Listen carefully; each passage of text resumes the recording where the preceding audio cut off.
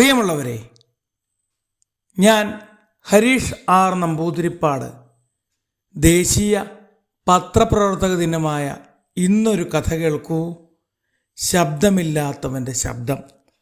മാഷേ, തോട്ടുവക്കത്ത് ആരോ മാലിന്യം തള്ളിയിരിക്കുന്നു. അവിടെ വലിയ ബഹളം നടക്കുന്നു.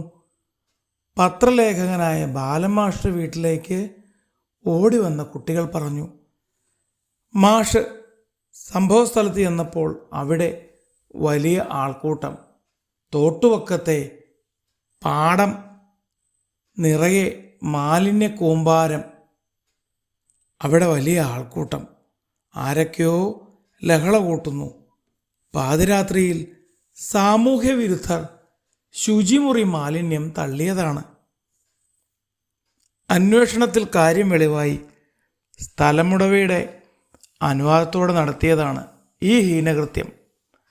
എളുപ്പത്തിൽ താണ പ്രദേശം നികത്താനുള്ള സൂത്രവിദ്യ. മാഷ് നിശ്ചിതമായി അതിനെതിരെ പത്രവാർത്ത തയ്യാറാക്കി. വാർത്ത നാട് മുഴുവൻ ചർച്ചയായി. മുതലാളിയുടെ ഗുണ്ടകൾ അദ്ദേഹത്തെ തടഞ്ഞു നിർത്തി ഭീഷണിപ്പെടുത്തി. ഞങ്ങളുടെ മുതലാളിയെ പിണക്കി തനിക്ക് നാട്ടിൽ ജീവിക്കാൻ പറ്റുമെന്ന് തോന്നുന്നുണ്ടോ? ഗുണ്ടാത്തലവൻ അലറി. ഈ ലോകത്ത് ഇത്ര കാലം ജീവിച്ചു കൊള്ളാമെന്ന് ഞാൻ ആർക്കും വാക്കു കൊടുത്തിട്ടില്ല.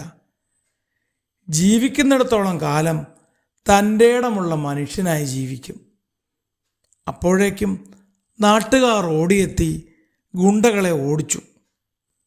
ഭൂമിക്ക് വേണ്ടി, നല്ല നാളേക്ക് വേണ്ടി മാഷ് നിരന്തരം വാർത്തകൾ തയ്യാറാക്കി നൽകിയത് ജനം ഏറ്റെടുത്തു.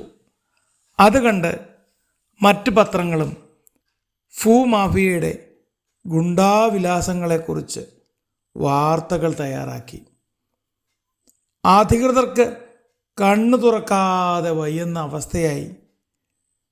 തെരഞ്ഞെടുപ്പ് കാലമായതിനാൽ ഭരണപ്രതിപക്ഷ ഭേദമില്ലാതെ പൊതുപ്രവർത്തകരും അധികാരികളും ഒറ്റക്കെട്ടായി മാഫിയ നേതാക്കളെ നേരിട്ടു. ഉയർന്ന പ്രദേശങ്ങളിലെ അനധികൃത മണ്ണെടുപ്പ്, പാടവും തോടുകളും മണ്ണിട്ട് നികത്തൽ എല്ലാം അന്വേഷണത്തിന് വിധേയമായി. ഇതിന് കൂട്ടുനിന്ന ഉദ്യോഗസ്ഥർക്ക് സസ്പെൻഷൻ ലഭിച്ചു. ഓരോരുത്തരും തങ്ങളാണ് അഴിമതിക്കെതിരെ, തിന്മകൾക്കെതിരെ ശക്തമായി പ്രതികരിക്കുന്നതെന്ന് പറയാൻ മത്സരിച്ചു. എല്ലാം കണ്ടും കേട്ടും മാഷ് പുഞ്ചിരിച്ചു.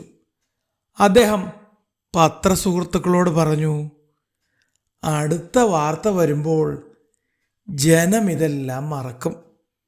പക്ഷേ നമ്മൾ ഒരിക്കലും അങ്ങനെ ആവരുത്. ശബ്ദമില്ലാത്തവൻ്റെ ശബ്ദമാണ് പത്രങ്ങൾ. മറ്റ് പത്രലേഖകർ മാഷിൻ്റെ വാക്ക് ശരിവച്ചു.